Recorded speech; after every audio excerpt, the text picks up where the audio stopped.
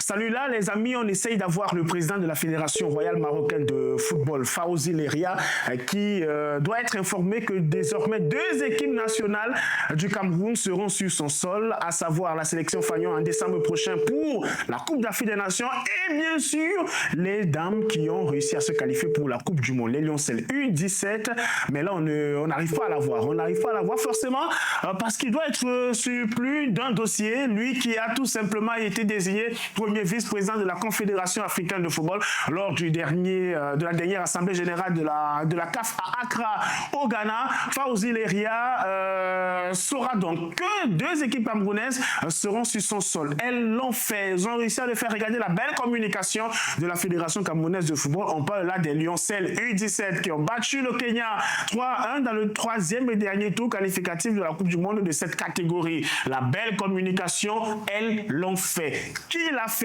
Les joueuses de Joseph Ndoko. Les filles, regardez les filles, elles sont là tout en joie. Belle photo de famille avec les gardiennes de but, avec pas mal de joueuses qui évoluent dans le championnat camerounais et qui sont dans les académies camerounaises. Qualification pour la Coupe d'Afrique des Nations. Ce sera la 3e fois que le Cameroun va disputer le mondial de cette catégorie et c'est grâce à un homme, Joseph Ndoko, que voici. Alors là, les chiffres parlent pour lui. Il a qualifié l'équipe nationale senior A parce que oui, il a été chez les filles, les Gabriel Aboudiongene, les Gaël Deborah Nganamuit.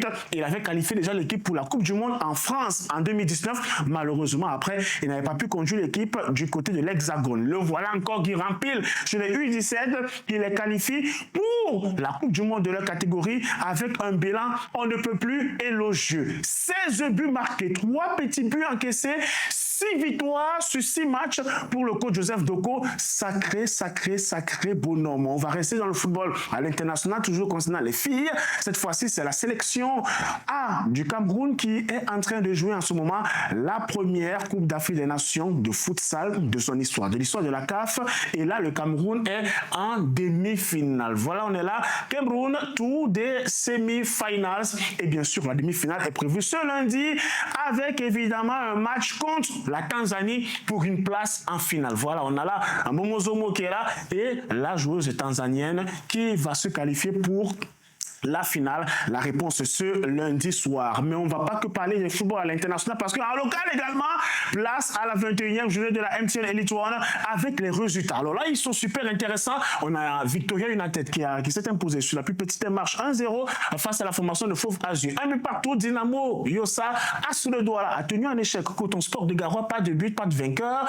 Et là, Canon de Yaoundé avec des buts, mais pas de vainqueur. Canon 1, Panther 1. Et là, on a le match PW de Bamenda face à Bamboutos de Mbouda. Alors là, on revient encore sur le problème Bamboutos de Mbouda parce que ça commence à se décanter. On a eu une sortie de l'un des actionnaires majoritaires, anciennement appelé président d'honneur, Justin Tagou, qui a estimé que le club appartient à la communauté. Et donc, les élites de l'Ouest ont voulu que Bamboutos reprenne la compétition. Le CTFP s'est prononcé là-dessus et est revenu pour dire ce match a été reporté tout simplement. Voilà la communication du CTFP qui dit que initialement programmée ce jour à Bamjoun, la rencontre est reportée à une date ultérieure. On attendra de voir quand est-ce qu'on va reprogrammer PWD Bamboutos de Mbouda. Mais on va terminer avec les résultats des rencontres de cette 21e journée. Super intéressant avec la formation de Ego Jumungo qui a été happé par la Gazelle. 3-1. Gazelle qui a fait une belle opération au niveau du classement. Vous le verrez tout à l'heure. Colombe qui poursuit sa marche en avant. 2-0 face à Union de Douala.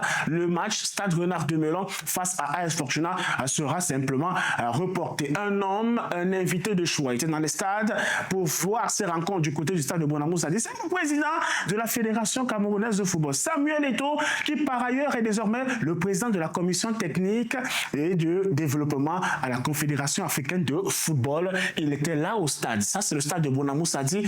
Merci à nos amis de foot ici et d'ailleurs pour cette belle photo prise du président de la Fédération camerounaise de football qui est donc venu inspecter non seulement les stades, probablement il fera fera ça dans son travail à la CAF, mais d'abord poursuivre le championnat de la fédération à laquelle il est le président. Le classement, pour terminer avec cette 21e journée, Colombe, on l'a dit, est tout en haut. Colombe survole ce championnat, 6 points de différence avec son dauphin Gazelle, 47 points. Deuxième, Gazelle, 41 points. Coton Sport de Garoua est troisième avec 40 points.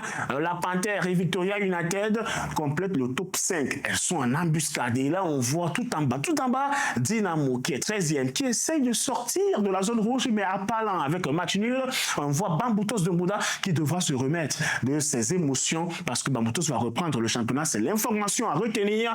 Union de Douala, avant-dernier, qui s'enfonce. Ça ne va pas du tout pour Bonaventure Djokeb. L'équipe est à plus de 5 matchs sans victoire. Et la lanterne rouge, Lyon Sport Academy de Bamenda, qui est en train de se battre pour sortir. Mais attention, tout est encore possible. On est dans un mouchoir de poche.